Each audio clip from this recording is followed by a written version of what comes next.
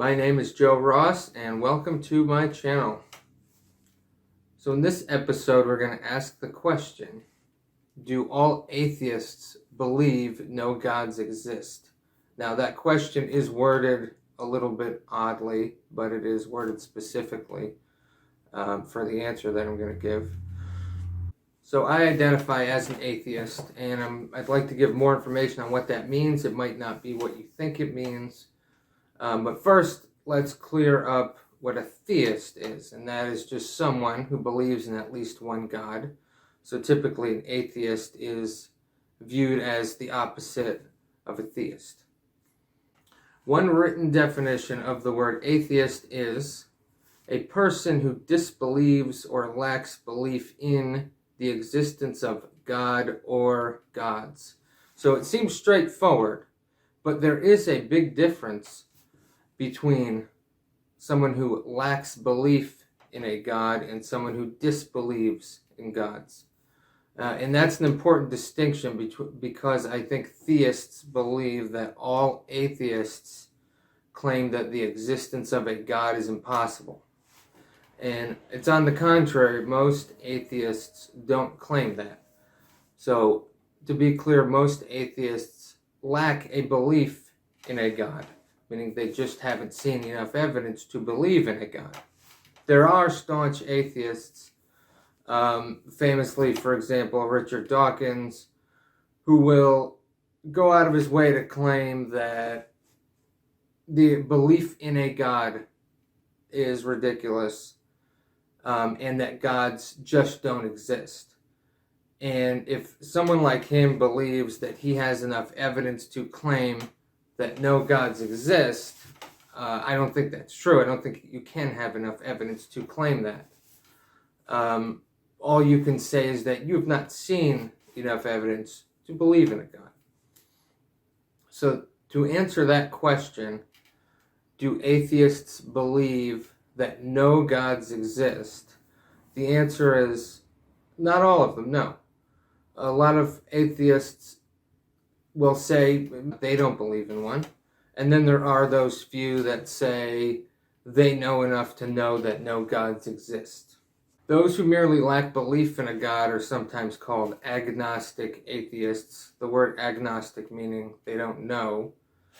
And those that believe no gods exist and they are claiming they know enough to know no gods exist are sometimes called gnostic atheists or affirmative atheists, because they're claiming in the affirmative that no gods exist. Now, interestingly, there are other groups of atheists who may fall into one category or another, but also do believe in the paranormal or magic or other things that are typically associated with spiritual or religious thinking. There's not a lot of these people, but they exist, so I just wanted to bring that out. Agnostic atheist shouldn't be confused with the title of agnostic just by itself, the word agnostic, and relating to spiritual things or God.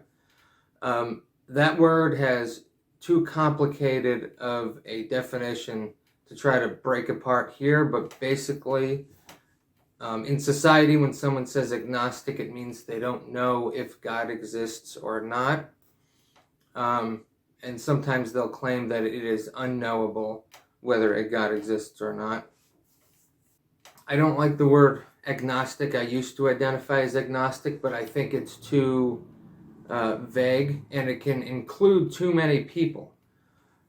For example, any theist who has a doubt could be agnostic, or any atheist who has a thought that a God may exist could be agnostic in this very broad sense of the word. I think the word is only useful, the word agnostic is only useful in the sense of somebody who really has a specific God in mind and isn't sure if they exist or not, and wouldn't be surprised either way. They actually think there's a good chance that some specific God, maybe that they were brought up with or they've been introduced to, may exist. So to that point, I think with all these definitions, the sense of the word is the most important.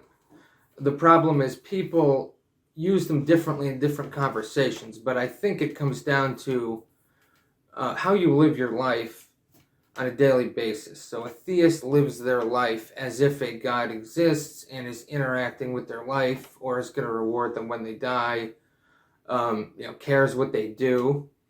And an atheist lives their life without those concerns or thoughts about a God, an external God. Atheists still have ethical codes, and they have philosophies that they follow, but they're not concerned with an external God from heaven or some other dimension interacting with them or rewarding them when they die. The reason I'm spending so much time defining these words is because so many conversations happen where people have different definitions of the words, and they're talking past each other and arguing with each other and making assumptions about the other person's beliefs. And I think that, I know it's cumbersome, but the safest bet is whenever you have a conversation with somebody, especially somebody new, you've got to take some time and redefine what you're talking about. If you're debating atheism or just discussing it or trying to learn about each other's beliefs. And I think it is important to learn about each other's beliefs. So many people get stuck in their bubbles. I also think this applies to politics too, that tends to have religious undertones, or at least spiritual ones, about the existence of mankind and the future of the planet, and ethical codes. Should we preserve them? Should we not? So all these political things are also tied to spiritual and religious things. So I think it's actually helpful for people to learn to talk about these without getting into arguments. I honestly believe that would help society move forward. Hopefully I gave you guys a new perspective, or at least clarified some of these definitions. And again, to highlight, the most important thing is just define what you're talking about with the person you're talking about it. Don't assume they're using the same definition as yours. Thanks for watching. Please like and subscribe and comment. I want to know what you guys are thinking about this stuff, and I try to get back to any comments.